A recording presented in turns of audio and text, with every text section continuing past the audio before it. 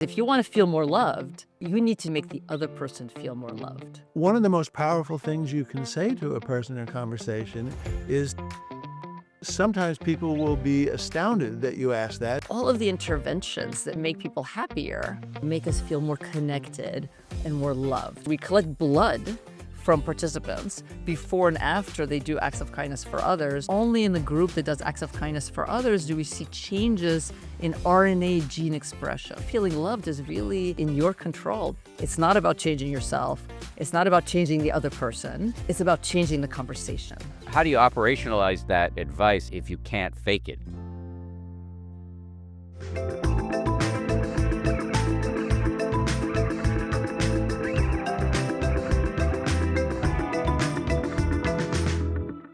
Sonja Lyubomirsky and Harry Reis, welcome to the show. And in Sonja's case, welcome back. Thank you. Happy to be here.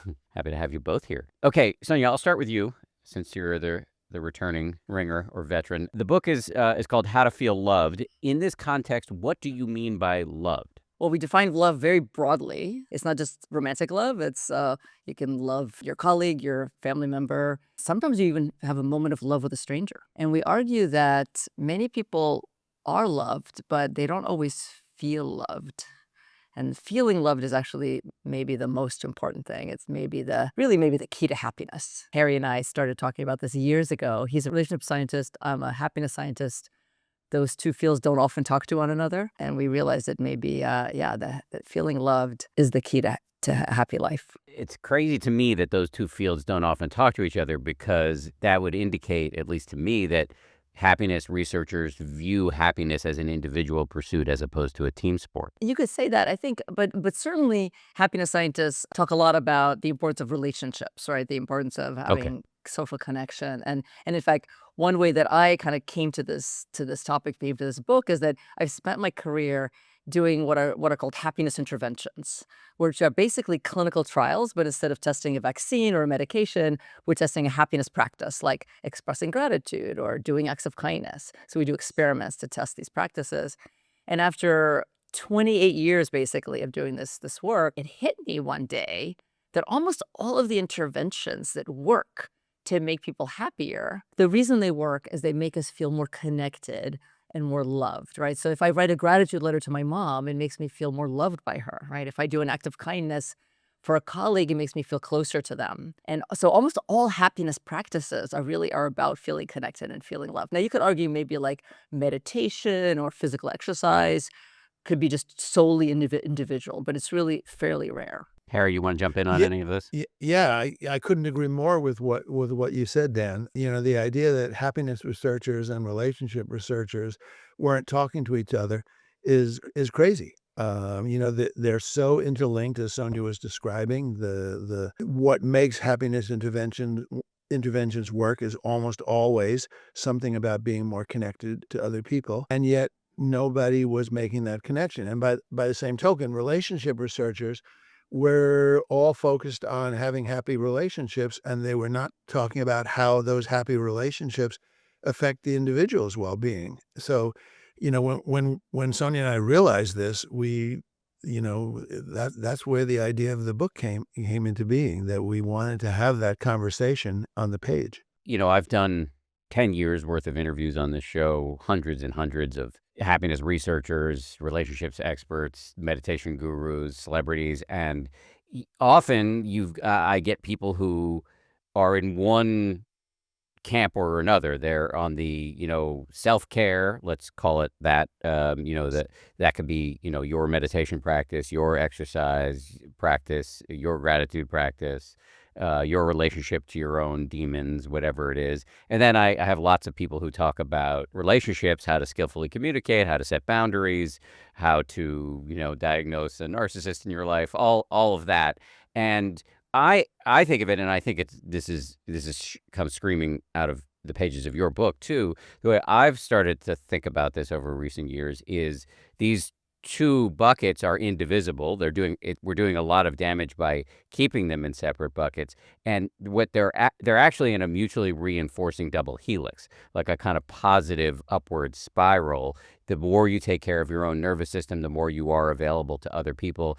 relationships are so crucial to our happiness, and therefore when you have positive relationships, you get even happier, then your relationships get even better, and up you go. Does all of the yammering I just did make sense to either or both of you? Makes total sense to me, Dan. The idea that you build happiness by building relationships, and when you build relationships, you build happiness. We know from a lot of different approaches that these upward spirals are what makes life worth living. And one of my favorite examples is people often say things like, you really need to learn to love yourself before you love others. And that's not true. I mean, it's a kind of a as you said, like a bi-directional helix situation. Like, yes, like being compassionate and loving yourself is going to help you have healthy relationships. And yet you learn to love yourself through feeling loved and having healthy relationships as well. So it's really a kind of bi-directional dynamic. It's really a fascinating process. Yeah, I mean, one great example of that is, what do you do if you're lonely? We're in the middle of a loneliness epidemic globally. What's the advice? One piece of advice is volunteer. And so that is, it does a lot of things for you, but one of the things it does is remind you of your own nobility, the fact that you have something to offer. It's a kind of self-love, although not an obvious one in our individualistic culture. And so that's an example that you can access the upward spiral from either side. Anyway, in our book, we talk a little bit about loneliness because it's so important. One can argue that feeling lonely is essentially not feeling loved, not feeling like you belong. And, people have tried to sort of do loneliness interventions. They're incredibly hard to do. You can't just kind of throw friends at lonely people because they tend to be suspicious and of that, like, why does this person, really want to do with me? And so prompting lonely people to do acts of kindness, like you said, to volunteer, is actually, in my mind, maybe like the only kind of successful sort of loneliness intervention that we have. Yeah, and to take that one step Um, further, you can look at all the loneliness interventions that have been posed. For example, in the Surgeon General's book, he provided quite a number of interventions for loneliness. They all involve simply getting yourself in the presence of other people in a productive and constructive way. let's go back to this word loved. It's not done yet. Toward the final stages, I hope, of finishing this 8-year-long book project that I myself have been on. So I have a lot of jealousy of the two of you having given birth. I totally agree. My book's about love, and I totally agree with your broad definition of love. We do it a disservice in our culture. I mean, by the way, other languages have many words for love. We've got one word to describe everything from romantic relationships to how we feel about cookies. And that I think is doing a real disservice to it. And the fact that you guys are taking this innate capacity, this mammalian capacity we have to give a shit. It's like anything kind of north of neutral, for a stranger momentarily, for somebody you see on the news for whom you wish compassion, to your spouse, to your kids, to your family. To me, all of that seems like love. Does that jibe with how you're seeing things? I'll let Harry answer that question. Yeah, well, to be fair, we're defining love in a very broad way, as you suggest. It can be almost any kind of caring, affectionate person feeling for another person. We don't want it to be a grab bag for any kind of positive sentiment you might have. You might feel admiration for somebody else. You might feel respect for them. You might feel that somebody was fun and exhilarating to be with. We're not talking about that kind of thing. What we're talking about is caring, concern, affection for another person's well-being. Yes. Yes. What I think Plato said, love is to will the good of the other. That's a great quote. We should have used that in the book. Yeah, basically, wanting the other person to be happy, feeling like they matter in your life, feeling like you matter in their life. And again, the focus on our book is really not on loving the other, but on feeling loved, because that's really what we all want, feeling like you matter to the other person and your well-being matters to them. You said before that that's the key to happiness. Is there more to say, Sonja, on that score? Because I don't think, if you stop people on the street and say, what's the key to happiness, that most people in our consumerist, capitalistic, competitive, clout-seeking, selfie-taking culture would say that, but I could be wrong. Yeah, yeah. I think well, a lot of people think that it's about those external things, what we call extrinsic, right, goals, money, fame, beauty, power. As researchers, like we kind of know that's not true, and it's constantly surprising to us that people still kind of believe that. Many of us are sort of continue to pursue those things, more success, more accomplishment, yeah, popularity, status, power. I see that all the time. And yet, lots of people kind of the grandmother's wisdom is sort of relationships, connection, love really is critical. On your deathbed, that's kind of what people, say is most important to them. So we really focused on how to help people feel more loved, and that it's actually not as sort of difficult as we think, because it seems like it would be really hard, like it would be like out of your control, right? Like how do I get someone else to love me more? Like maybe I need to make myself more lovable, or I need to change myself in some way, or I need to change the other person in some way. In our book, we actually provide a really like empowering message. Feeling loved is really in your control, because it's Right. not about changing yourself. It's not about changing the other person. It's about changing the conversation. And when you think about it, a relationship is basically a series of conversations. And so our book is really about like what takes place during those conversations, how you can make yourself and the other person feel more loved in those conversations, which seems a lot more like tractable, a lot more feasible, right, to accomplish. So along those lines, now that you've taken us to the practical aspects of the book, one of the central metaphors in the book, and maybe Harry, you can tackle this, is the relationship seesaw. Well, we came up with the idea of the relationship seesaw because we wanted to capture the back and forth that goes on when people engage in the kind of conversations that let them feel loved. So, the idea of the seesaw is that you can begin the process by lifting the other person up. Now, what do we mean by lifting the other person up? We mean elevating their sense of self, elevating parts of them that they normally would keep hidden, so that they're encouraged to talk about themselves, to really open up, to show curiosity, to listen with a genuine interest in the other person, not to listen and, just waiting for your turn to enter the conversation. The beauty of this is that when you lift the other person up, just like when you're sitting on a seesaw, that in turn gives them the opportunity to lift you up on your end of the seesaw. And so our approach to this idea of feeling loved is very much of a back and forth.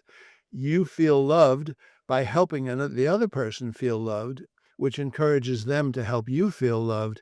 And so there's a back and forth that builds up. It's a cycle that one of our colleagues calls a broaden and build cycle. You broaden yourself by listening to the other person with curiosity, and you build a connection with them. Another way to think about it is like we're all walking around with walls around us, and we don't really show that much. It's when you realize it, it's sort of you see it everywhere.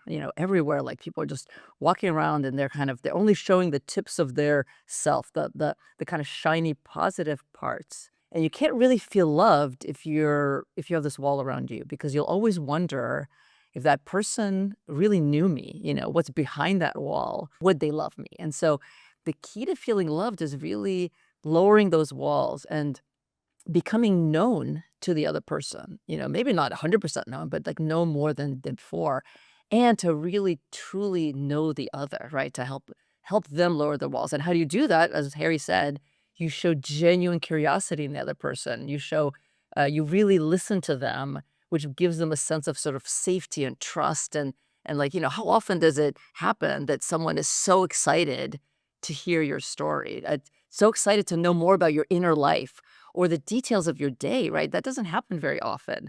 Most of us are just engaging in small talk, really.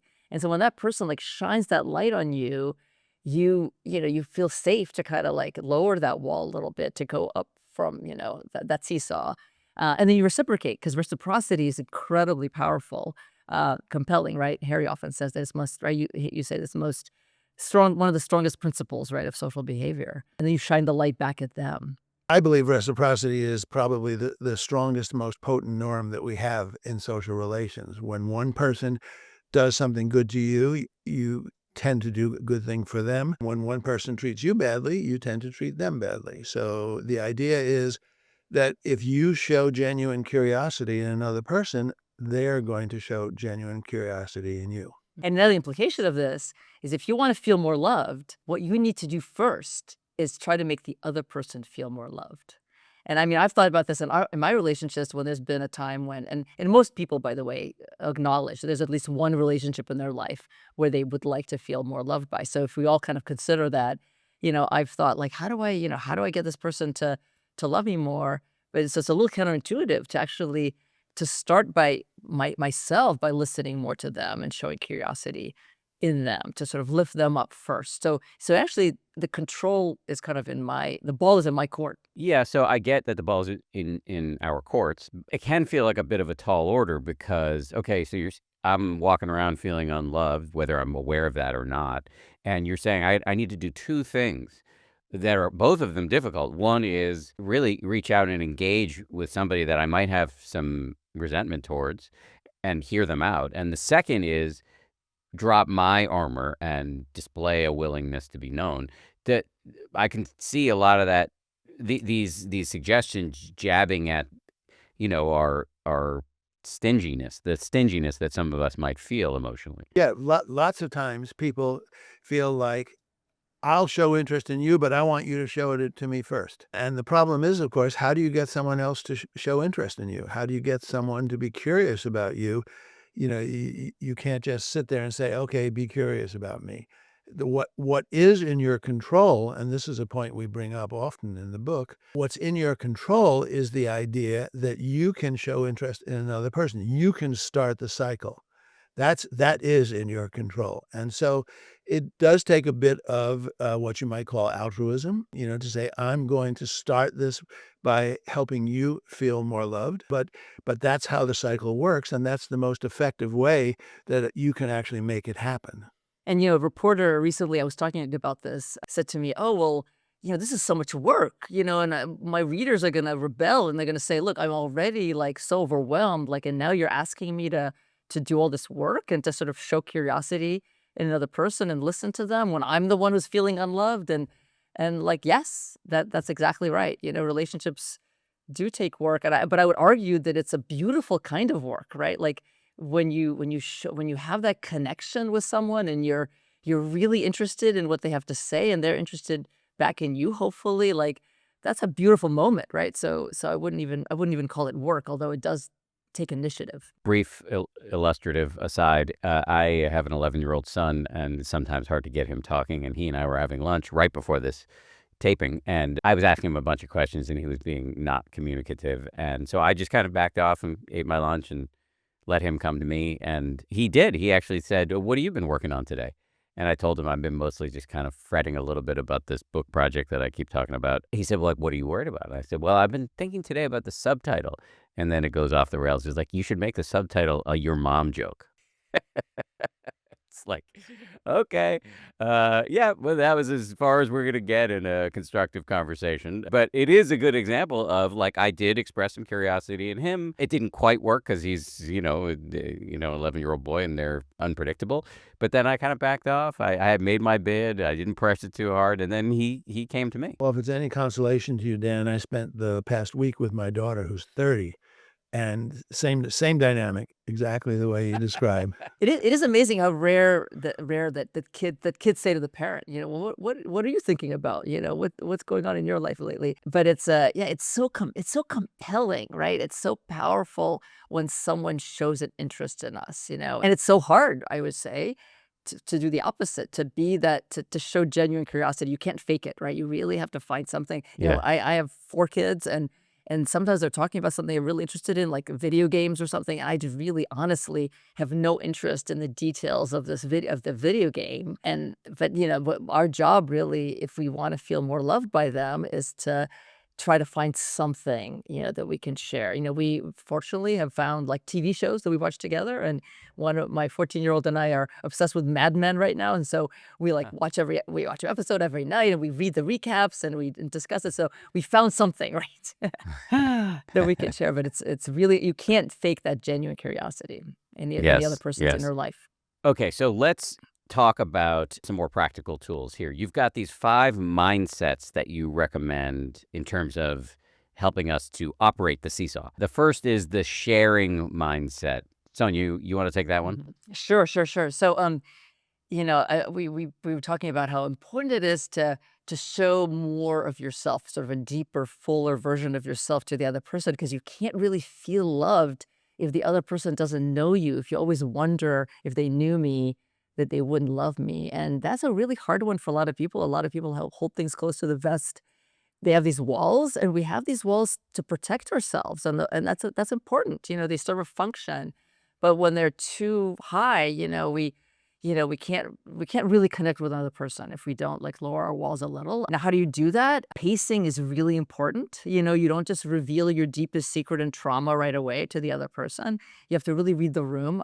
I often say I wish high schools and colleges had courses on emotional intelligence or social skills, right? Because that's something that's really hard to teach. Like, at what moment do you reveal that one particular thing about yourself to that person, right? You really have to kind of read that person and do it at the right time. So I would start small. If someone asks you, how are you? Instead of saying, I'm fine, maybe you say, oh, I had a rough day today. Or Dan, as you said, I've been fretting about something today, right? So that's just like it's really starting small. And then if you get a good response, you can go a little bit deeper and a little bit deeper, see how they react, allow them to ask questions and to respond to you. I had a meeting at my house the other day with 3 of my team members, Caroline, Abby, and Ben. And it was a great meeting. And I was thinking as I was in the middle of the meeting, how important it is to hire well. I'm on my second company now, and I've just seen over and over again that perhaps the most important variable when you're building a business is the quality of the people you hire. That's why you need ZipRecruiter. When you post your job, ZipRecruiter suggests screening questions to help you hone in on top candidates faster. And today you can try it for free at ZipRecruiter.com/10%, TENPERCENT. ZipRecruiter's matching technology immediately finds qualified candidates that check all your boxes. ZipRecruiter recommends screening questions you can easily add to get the highest quality applicants. Want to see who's recently active? ZipRecruiter's filters can show you. 4 out of 5 employers who post on ZipRecruiter get a quality candidate within the first day. Try it for free at ZipRecruiter.com/10%. That's ZipRecruiter.com/TENPERCENT. Meet your match on ZipRecruiter. You don't need a personal trainer to hit your 2026 goals. All you need for a personalized workout is Fitbod. Fitbod creates a personalized workout routine based on your goals, your fitness level, and your available equipment. The workouts adapt to your growth, so each workout is challenging enough to push you to make progress. Fitbod tracks your muscle recovery so you can avoid burnout and keep up your momentum. It's fine-tuned by experienced, certified personal trainers to bring best practices and exercise science directly to you. Achieve your New Year's resolutions and learn new movements the right way with over 1,000 demonstration videos. As you know, I am a huge fan of exercising. I'm a daily exerciser unless something has gone badly wrong with my schedule. And I have checked out Fitbod. It looks great. I love the fact that they've got all of these videos and you can tailor it to whatever equipment you have around you, either in your home or if you're traveling. It's a great product. Level up your workout in the new year. Join Fitbod today to get your personalized workout plan. Get 25% off your subscription or try the app free for 7 days at fitbod.me/10%. That's fitbod.me/TENPERCENT. This is, you've kind of answered this, but I just want to put a fine point on it. I've had Brene Brown on the show many times. I love her, and she talks a lot about vulnerability or disarmament, bringing down the walls that we think protect us, but actually make us miserable, lock us in. And yet the question is always like, how do you do it without, as you say, trauma dumping or bleeding all over the place? Starting small, you kind of know, but it's really magical when it happens. I had a Zoom actually once where I was giving a talk. I had a talk to give, and it was just a professional Zoom, and we were kind of talking. But I was talking about this book actually, because it was about a year ago. We were writing this book and about the importance of sort of sharing. And the guy who I was pitching to, who's sort of the organizer of this conference, said, I just had a baby, and it's really been hard on our relationship, since we had a baby, which by the way is very common. And just the way he said it, it was like it just kind of broke the fourth wall. And I think we've all had this experience where we're kind of engaging this sort of small talk or middle talk or kind of very like professional. And suddenly someone says something that's just a little bit like pierces the surface, right? And then it's like a magical moment where you suddenly forge a connection, right? Because most of the time we're trying to impress the other person, right? It's like, Dan, we're talking to you now. We want you to know that we're smart and funny and kind and interesting, right? Like we're trying to impress you, but that and maybe you'll be impressed, but it doesn't forge a connection if we only stay on that level. What really forges a connection is that if we share something a little bit about ourselves, you share something about yourself. We puncture that kind of small talk. The second of the 5 mindsets, and Harry, I'll throw this to you, is the listening to learn mindset. What's that about? Well, the listening to learn mindset says that one of the ways to approach conversations is to listen to the other person as if there was a quiz going to be a quiz tomorrow. Most people listen to prepare their response. That is, most people listen waiting for their turn to enter the conversation and, here's what I'm going to say next.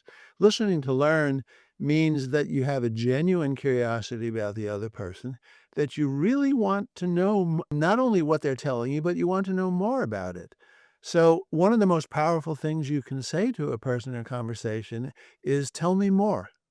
It's really easy, and sometimes people will be astounded that you ask that, and they'll really go into opening up in a much more vulnerable and deeper way. So the idea of listening to learn is that when we listen to another person, we're listening to connect.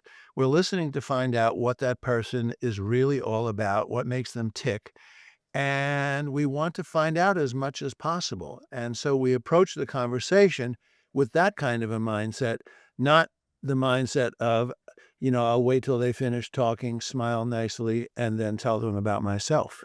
You recommend, aside from tell me more, you recommend something called level 3 questions? What's that? I think I'll handle that. Or sorry, Harry, what did you want? No, I'm going to let Sonja take that. I was going to Yeah. say that. Because I think I remember writing out the different levels. So I think asking questions is really important because when you think about people, when people think of listening, they think of like you're just sort of, like making eye contact, you're kind of staring at the other person and you're like doing the nonverbals and you look like you're really engaged. I actually don't love that when people do that to me because I'm like, are they really listening or are they just sort of being performative listening, right? And so, but when you ask questions, that's when you can really tell the person is really listening. And so one of my favorite examples is actually my best friend lives in Barcelona. And so we leave each other voice memos all the time because of the time difference. And so I will, tell a story about my life or something I'm thinking about. And then she will ask questions. And the level 3 questions, the level 1 is kind of like, oh, what happened? Level 3, I don't even remember what level 2 is, but level 3 is when you're asking a question that shows that you really understand. And then you're kind of taking what they said to a new level. So my friend will will make an observation, ask me a question that gives me a new insight, that I've never had before. Like, that's not easy to always do, but it's sort of, that's what really shows me that she's listening, right? It's not the kind of looking like you're listening, like making eye contact. It's it's a showing that she's really like going to like a deeper level that maybe even I considered. So that's beautiful when that happens. Yeah, and let me just add one thought to that. Listening is an idea that gets a lot of attention in the media today, and in some ways, that attention is exactly the wrong kind of attention because what many of those programs do, they talk about, smile 6 times, lean forward, paraphrase what the other person says. They give you a bunch of tools that you can artificially apply in a conversation that don't necessarily allow you to really figure out what is this person telling me? How can I help them go deeper with it? How can I elaborate on it? And that requires attending to them and really tuning what you do and say to, where they're going and what they're saying. If they're telling you about something happy, then you can try to share that excitement and talk about what a wonderful thing it is. And if they're talking about something sad, you can try to help them more deeply understand what they're feeling. Okay, so let's get to the next mindset. I'll leave it to you, to the two of you who tackles it. It's called the radical curiosity mindset. Well, I'll start because we've thought a lot about kind of distinguishing listening from curiosity, and sort of my favorite example is imagine you're sitting in a lecture, like you're a college, you're a student, you're sitting in a lecture and you're listening really well to the lecture and you're taking great notes and you're even asking these level 3 questions about the lecture, and then there's a test on the lecture and you get an A+ on the test, right? So you're great at listening. But you know what? You could be completely not curious at all about the topic of the lecture and still get an A+.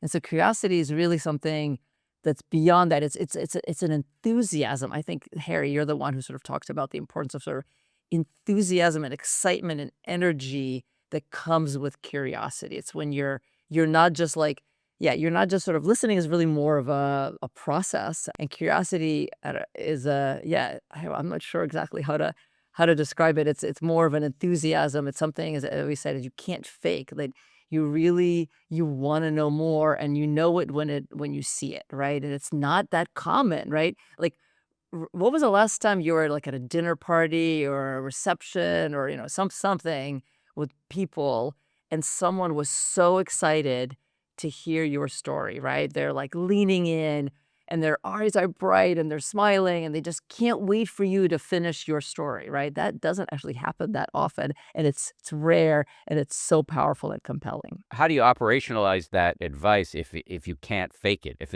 If you're not if it's not a skill you can develop? Well, it is a skill you can develop because enthusiasm involves being genuinely curious about what the other person tells you. Sonia's example of listening to a lecture is a good idea. You can memorize everything that you're told and get an A+ on the exam, but do you really care about it? But if you take a class where you really care about what the topic is and you really want to learn, that wanting to learn comes across, and it allows you to incorporate the information so much better, and you're not going to forget it the day the exam is over. When people do this in conversations, when you show enthusiasm, it's a remarkably powerful experience. One of the places we see this most clearly is in teaching. And teachers who are enthusiastic about the process of teaching and about the subject matter that they're teaching are the ones who communicate that to their students. And there are dozens of studies that support that idea. But it's true, it is hard to teach curiosity, but I think we all can find something of interest in something. Maybe not always, right? Right. There's been times where I've actually tried to do this in my life where, like, I used to go to these kids' birthday parties where you have to talk to these other parents that you have no interest in talking to, right? And I'm trying to find something, and I'm talking to some dad and I'm saying, well, tell me about a recent trip you took. Oh, you went to Greece. Well, I've never been to Greece. Tell me the most interesting thing about that. And so you can find something of interest in most topics, but it does take sort of effort and energy. Like we've done studies. Actually, we did one of my students did a study where she asked people sort of every day engage in at least like one curious behavior. And people didn't have any trouble doing that. I mean, that was very broad. So they were like, they said things like, "Oh, I learned about this new sort of type of dance, and so I was interested in it. So I decided to go online and learn about all, about this dance." Or like a friend, cooked something new, and so I decided to sort of learn, and I was curious about this recipe.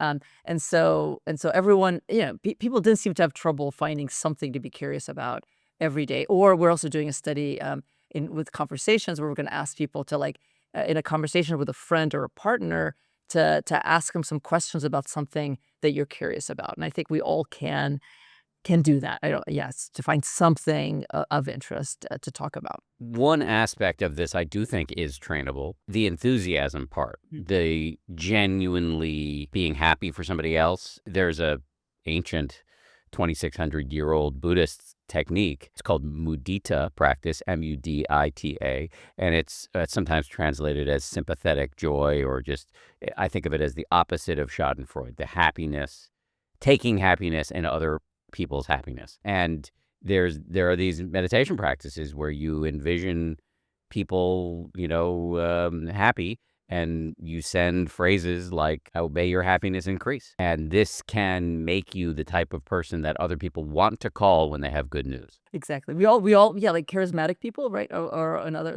type of people who show enthusiasm about whatever you have to say. But I have two notes about that. One is compersion, I think is another word in English for that. For mudita, right? That's that being happy when for someone else's happiness. There's an adage that appears in many different forms that says a happiness shared is a happiness doubled, and we've done a lot of research on that actually that shows when you relate good news to another person, and they show that kind of enthusiasm about your happiness grows and their happiness grows. So when you can share good news, if the other person can really, I mean, saying that, "Oh, that's nice, good for you," that doesn't get anything, but, "Wow, that's the best thing I ever heard," or, "That's the best thing that's happened this week."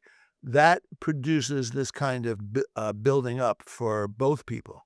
You can actually, I think, fake enthusiasm at the beginning, and then it becomes real. It's kind of like laughter when you start laughing and you force yourself to laugh, and then you actually keep laughing for real. And so actually, we didn't talk about this in the book, but I actually think there's something to that where you sort of can kind of look and seem enthusiastic, and actually that will turn into real enthusiasm. But the other thing I want to mention is that there are cultures, and I'm from Russia myself. I was born in the Soviet Union, where there's sort of a notion of the evil eye. And I think there's some cultures where it's hard, this idea of the happiness shared is a happiness, doubled. I think it's a little bit hard to experience, or it's not as common, right? Because showing happiness to others sometimes is perceived as having sort of detrimental effects or could bring bad luck to you. So that's kind of a very interesting little side note. And again, just to reset for the listener, these are mindsets that can help you operate the relationship seesaw. That is kind of one of the controlling metaphors for this book that Harry and Sonja have written. The fourth mindset is the open-hearted mindset. I'll make that a jump ball. Whichever one of you wants to take it, you can take it. Well, I'll take it, but to say basically, one way to think about the open heart mindset is basically feeling kindness and warmth and bonding towards another person, wishing them well, wanting their dreams to come true. And one way to think about that mindset is, I think most relationships that are kind of stable and sort of reasonably healthy are characterized by the open heart mindset. In fact, it's almost like a definition of a relationship. Like if you don't have warmth and kindness towards someone, what's the point, right? Like you're not going to probably be in a relationship with them, with some exceptions, with maybe a family member, you don't have a choice to be around. And so I think open heart in some ways, yeah, it's the most common. It characterizes a lot of relationships. But when you lack it, then you have, you have very little. There's really huge costs, right? When you're not showing warmth and kindness towards the other person, it's really unhealthy, right? Would you agree with that, Harry? Totally agree, and, there's a lot of research that shows, and some of the best studies are Sonia studies, that shows that when you do something kind for another person, you benefit. Uh, Perhaps the other person benefits if what you do is effective enough, but you benefit from the act of doing it. There are studies that even show that, this produces an increase in dopamine in the brain by doing something kind. If you can do one kind thing every day, that's just a small and easy way to increase your happiness. Mhm. And, like we have studies that compare doing acts of kindness for others to doing acts of kindness for yourself, right? So, Dan, you mentioned self-care before. And so self-care is wonderful. I'm a big fan. And yet it might make you feel good in the moment, but doesn't necessarily translate to how happy you are a week later or a month later. And so we find that doing acts of kindness for others is more happiness inducing than doing acts of kindness for yourself. But more than that, we've done studies, maybe 2 or 3 studies now, where we collect blood from participants before and after they do acts of kindness for others or for themselves. And we find that only in the group that does acts of kindness for others do we see changes in RNA gene expression. So we're talking about immune gene expression. We see reduced pro-inflammatory gene expression. So more inflammation is bad, right? So you want to have less pro-inflammatory gene expression. So that's associated with a stronger immune profile. So not only does doing acts of kindness for others make people happier, more connected, but also there's a suggestion that it makes you healthier. They boost your immune health. This is why the Dalai Lama calls it wise selfishness. If you want to be selfish, you should do it the right way, because kindness is what actually will make you happier. Okay, final mindset, the multiplicity mindset. The multiplicity mindset is the idea that we all have parts of ourselves that are desirable and admirable, and we all have parts of ourselves that are less desirable and perhaps even repulsive on some level. Acknowledging that it's okay to have weaknesses, it's okay to have shortcomings, is a major part of being able to feel loved with another person. Now, this cuts both ways. In terms of your connection with another person, you have to acknowledge and recognize that they have parts of themselves that are not really that good. They may have shoplifted when they were younger. They may have done something even worse than that.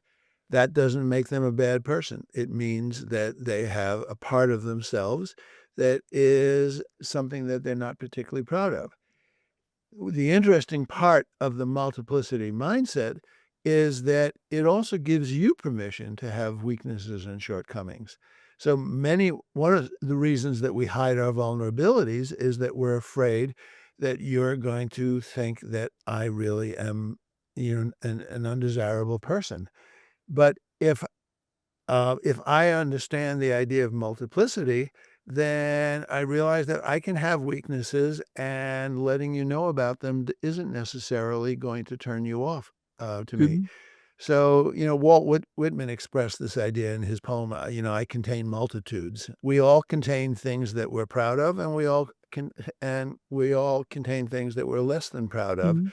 And acknowledging that a full person has all of these is one important way of allowing yourself to feel loved and allowing you to feel love toward another person. And I want to add that this is a really hard one to embrace, the multiplicity mindset, because I think at heart we're all kind of judgmental about other people, and we're judgmental about ourselves. One of my pet peeves is, have you noticed that everyone's ex is a narcissist? Like, everyone's ex is a narcissist, or sometimes their parent is a narcissist, right? And you know what? We're all narcissists. We're all narcissists. It's a continuum. I'm a little bit narcissistic, and so are both of you. And sometimes I'm kind, and sometimes I'm selfish, and sometimes I'm loyal, and sometimes I'm not, right? So we all have those qualities. Now, we don't want to, again, dump those on others right away, so timing matters. But I think it's just something that's just really important to keep in mind, to embrace, and try to be. One of my actually New Year's resolutions is to try to be less judgmental. When you hear someone doing something bad, actually, a new kind of approach that I'm taking is, if I hear about a bad behavior, a friend will say, "Oh, can you believe this guy did this?" Right? And I at first I'm like, "Oh my God, yes, I can't believe it. That's so awful."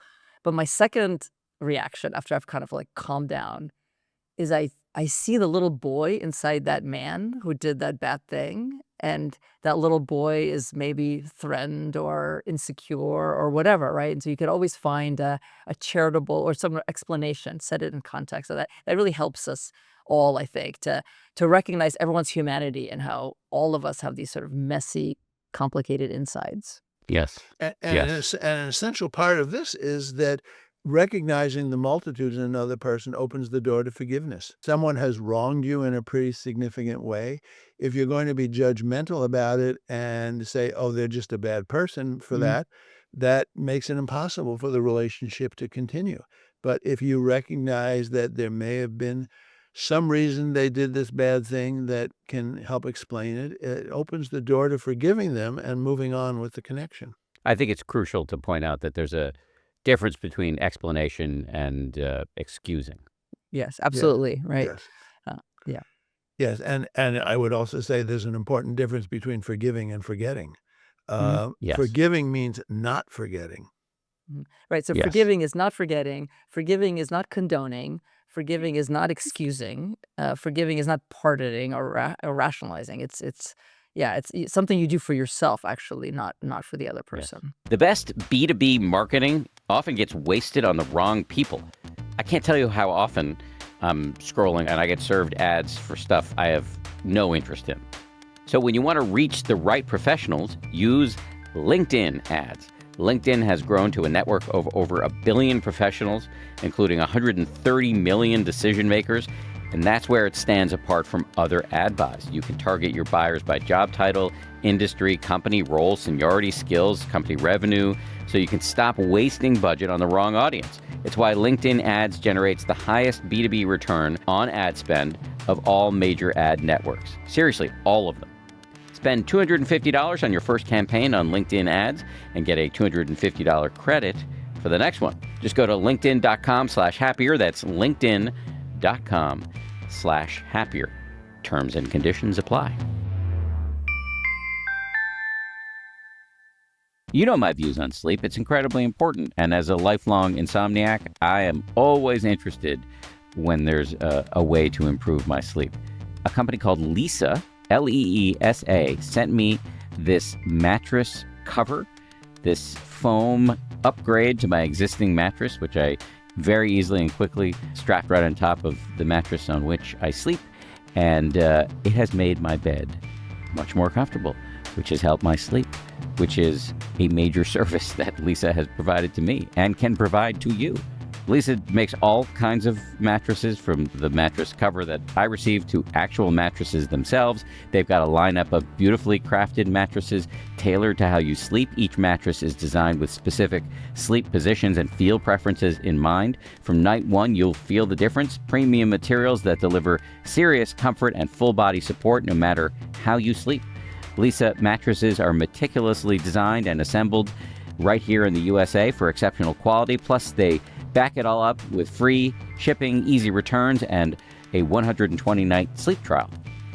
I also want to say Leesa is not just about sleep, it's about impact. They donate thousands of mattresses each year to those in need, while also partnering with organizations like Clean Hub to help remove harmful plastic waste from our oceans. Go to Leesa.com for 30% off mattresses, plus get an extra $50 off with promo code HAPPIER, exclusive for my listeners. That's Leesa.com, promo code HAPPIER for 30% off mattresses, plus an extra $50 off. Support our show and let them know we sent you after checkout. Leesa.com, promo code HAPPIER. Okay, so we've just gone through these 5 mindsets that can help us operate the aforementioned relationship seesaw.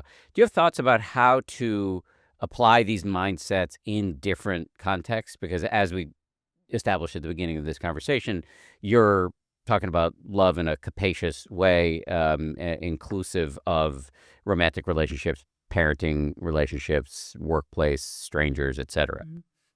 We have a chapter where we talk about sort of applying mindsets in sort of different kinds of relationships. For example, whether it's with your kids or with your colleagues versus your romantic partners. And obviously, it's going to look a little different, although I think less different than one thinks. I mean, some obvious examples: sharing mindset, right, with your kids. You're not going to want to share some parts of yourself with your children, because it's not gonna, it might scare them. It just might not be healthy for your relationship with them. You might not want to share everything with your boss, right? But it doesn't mean that you don't share it all, right? That you have to sort of be wise about it. So that's just one example. But something like listening and curiosity, I think applies to pretty much any context, any relationship. I can't really think of a context where it's sort of bad to listen, right, Harry? Like, Yeah, when I is it can ever unhealthy to I listen or be curious? right. Except for when you're doing it too much. Moderation, right? I'm a big fan of moderation. We should do everything in moderation, including moderation, right? So maybe if you're too curious, and we know people, for example, with high functioning autism, become so curious about certain topics, right? Special interests that could actually take them away from other sort of things that they need to be doing in their life. So maybe sometimes curiosity can kill the cat, right? It could be a little too much.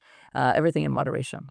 And by the same Mm. token, I would add, I can't think of a situation in which having an open-hearted mindset would be a bad thing. It's always a good thing, even in a competitive world. In the world of competitive sports, for example, the athletes who have a warm-hearted approach to their competitors. It doesn't make them compete any less, but it makes them not want to hurt the other, and it makes them feel like, the competition is a joy because you're bringing out the best in each other. I'd like to argue to bring open heart mindset more to work contexts. We talked about sort of love in a very broad sense. We don't use the word love enough, I think, at work. It just seems like it's inappropriate, right? And yet, loving your colleagues, being really warm towards your colleagues, your, people who work for you, with you, who supervise you. I think that's beautiful. I think the world would be a better place if we use that word love more often. My friends and I say we love each other all the time. In fact, sometimes I'll be on the phone and I'll be like, "I love you so much," and my kids are like confused. They're like, "Who are you talking to?" I'm like, "I'm talking to my friends." Why don't we say we love you more to each other? That's one of my, I guess, goals, is try to get the world to use that word more often. I was in North Carolina over the holiday, and we were riding the shuttle bus to pick up our rental car, and I got to talking with the bus driver. I was showing some curiosity toward him, and eventually he talked about how he loved his colleagues. Now, this is a shuttle bus driver working for a rental car company, and yet he loved the people he worked with, and Hmm. he actually used that word. The whole goal here is to help us feel loved. The whole goal of your project.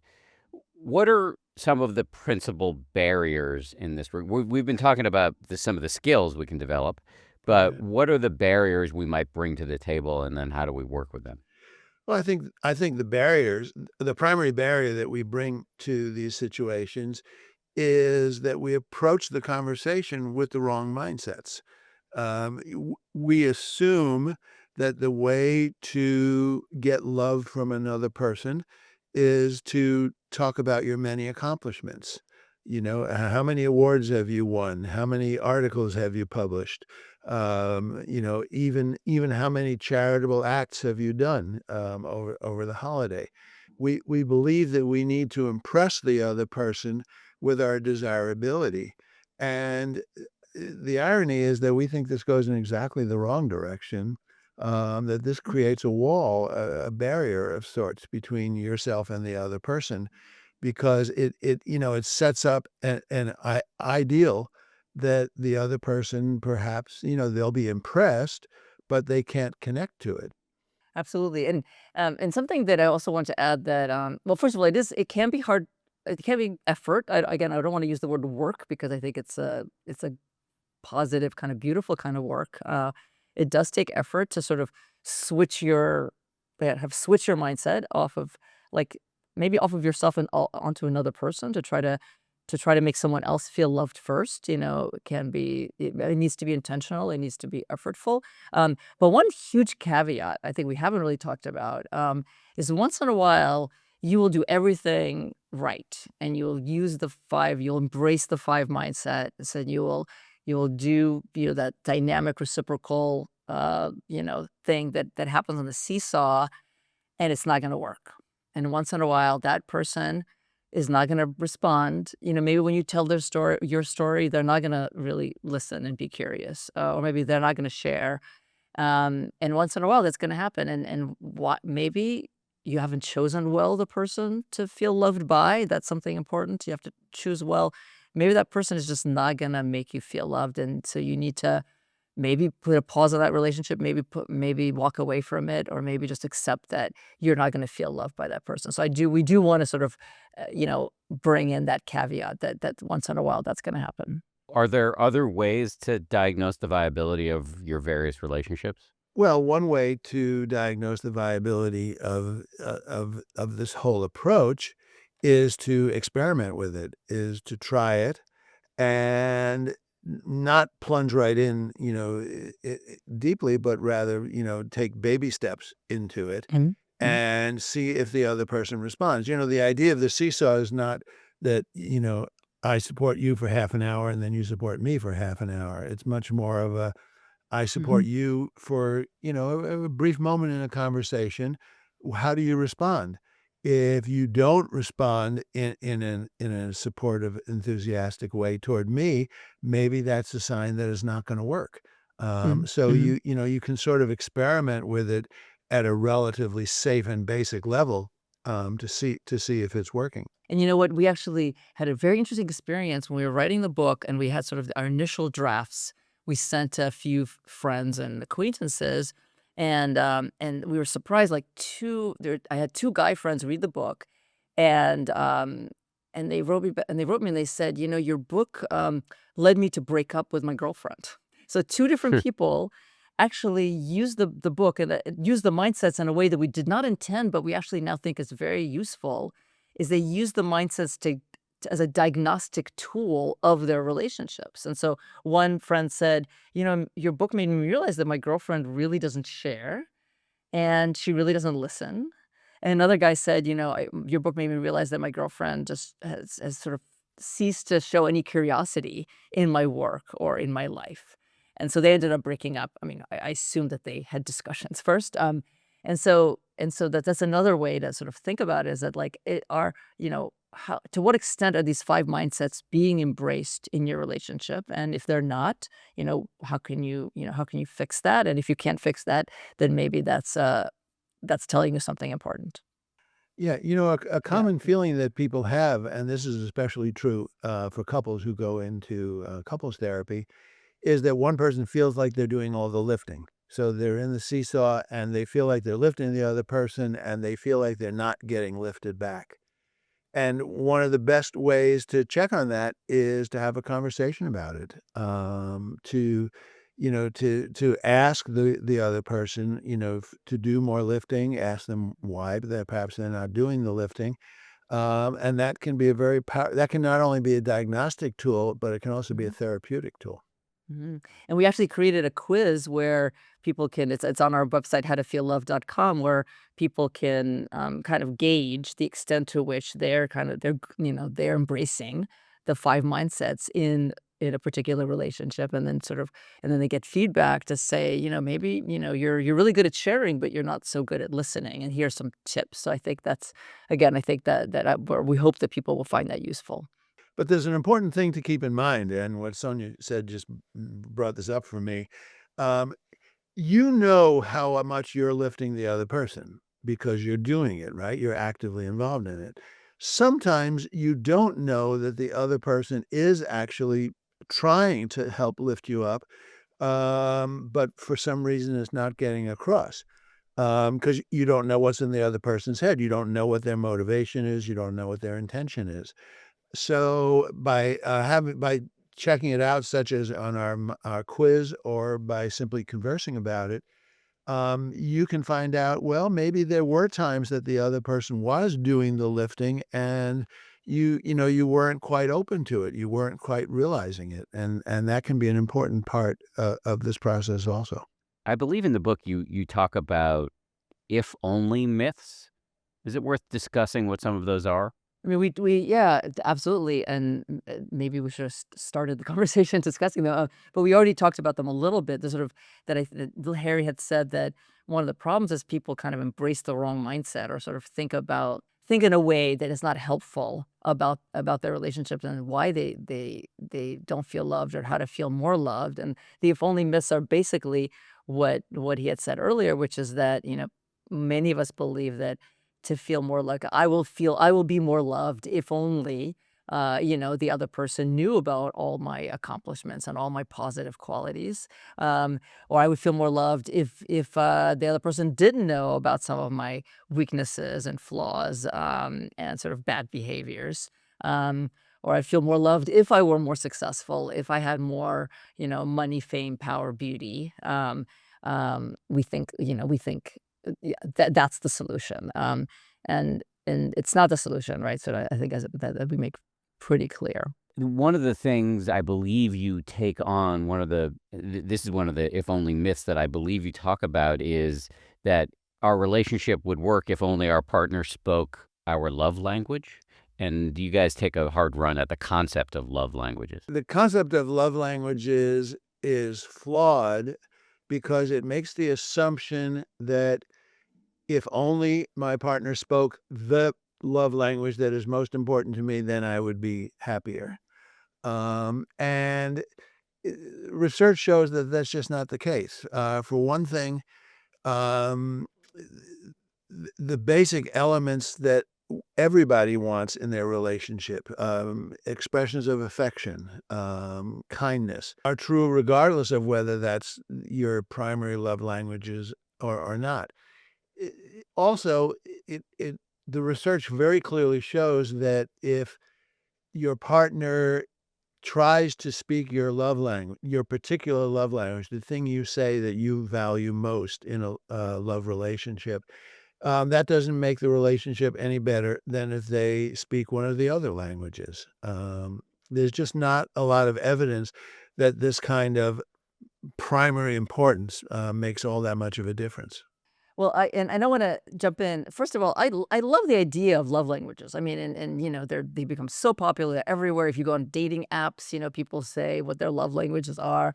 You know, I think they're a great heuristic, you know, to talk about sort of how we give and express love. It just turns out that, you know, as Harry kind of alluded to, you know, there's supposed to be 5 love languages, right? Words of affirmation. Can we, like, review them? Just words of affirmation, quality time, gifts, physical touch, and acts of service, okay? So those are 5. But it turns out that everyone really, there's 2 of them that, like, everyone prefers. So that's one kind of myths about the love language. It's not that, like, we all have these different ones and we have to match. So we all want quality time and acts of effort and words of affirmation, right? So those are the 2 that seem the researchers that everyone prefers. It also turns out that, of course, there's lots more than 5. There's many more love languages, right? One of my favorites is giving your partner freedom is one of, like, sort of another love language. But there's many, many, many others. It turns out that matching in the love languages doesn't predict how good your relationship or how long is it going to last. And then, really, my favorite finding is it turns out your relationship is better off with, like, the higher number of languages the other person expresses their love in, right? So it turns out, like, the more the better, right? So it's not the Yeah. fit issue that, you know, I like mine. Actually, one of my top ones is physical touch. You know, it's not that it has to be physical touch. It's just the more the more the better, the more the merrier, right? So Mm.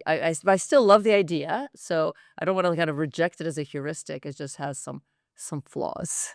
Before I let you go, is there Mhm. anything either of you were hoping we would get to that we haven't gotten to? Well, one of the things that many people have asked us about is the idea of whether you can feel loved by a chatbot. That's Mm. Mm. certainly a timely idea, and Mhm. the popular media has had numerous examples of this kind of thing. And our take on it is kind of a mixed take, but the bottom line is probably not. The positive side of it is that if you're not feeling much love in your life, a chatbot can fill that void. Um, if you're starving, a McDonald's burger will probably help you not feel hungry. Will it provide much nutrition? No. Um, the chatbots are trained on models that include a lot of the research that we're talking about, and most chatbots by now are pretty darn good at validating, at understanding, at showing curiosity, at adopting a multiplicity mindset, even at adopting an open-hearted mindset. So a chatbot can do that. And if you're hurting, if you're missing it, that is a powerful experience, and it certainly explains why a lot of people feel that way when they're talking to their chatbot. On the other hand, at some point, people are going you have to realize that it's an algorithm talking to you. It's not another person who has decided that they're really interested in you. It's a chatbot that has been programmed to show interest in you. So on some level, it starts to become, um, eh, an empty experience. Mm, mm. Now, there probably are some listeners to this podcast who are going to rebel against this idea because they're gonna say they love talking to their chatbot. And I would argue there are a lot of people who love McDonald's burgers too. Mm, mm. Um Although I would also add, for the same reason that we're so moved and we feel great grand emotions, and we love, say, going to movies, right? We're kind of fooled that the movies are actually real when they're not real. We are, for the same reasons, we find it very powerful and compelling, right? And when the chatbot, it shows curiosity in us, when it's not real curiosity, but it certainly feels real. And they certainly are, AI companions certainly are the best listeners that we'll ever have in our lives, right? They remember everything. They're that I wanted to add that. I also wanted to add in terms of, you had asked about what we hadn't touched on is, when you think about relationship failures and like breakups and problems in relationships, I'm not a therapist, so this is really more my kind of my opinion based on lots of research. I think it's often about not feeling loved. It's often about the other person is doing all these things and I'm still not feeling loved. Or like when you do have a problem in a relationship, like I had a relationship where the person was not texting me often enough or fast enough, right? And I realized like the problem wasn't the texting. It was that it wasn't making me feel loved when they weren't texting fast enough, right? So it's often a lot of these kind of relationship problems are a symptom of not feeling loved. And the show Couples Therapy, Hmm. which is a great show, right? Where there's like real couples in New York and they kind of forget the camera's there. And it strikes me watching that show how often they're fighting and fighting about this and this, and you don't do this enough, and you did this to me. And often the underlying, issue is like, no, yeah, I'm not feeling loved enough by you. So that just sort of struck me, as we were writing the book. Is that a thing you would recommend saying in a conversation with your partner? Yeah, perhaps that would be pretty powerful to say that. Our book comes out around Valentine's Day, and almost all Valentine's Day cards say "I love you," right? They all say "I love you," right? And so we wanted to change that to kind of the opposite, which is not the opposite, but like I don't know what the word is. To you make me feel loved. So that's the positive side of it, right? That that's really beautiful. Like, you make me feel loved, and it's about you and not about me, right? Um, but in a conversation, I don't know, Harry, in a deep conversation with a partner, when you're having problems to say, "I'm not feeling loved enough by you," I mean, maybe that would be a very powerful thing to say. Yeah, and I would phrase it differently. I would say, "I would feel more loved if you."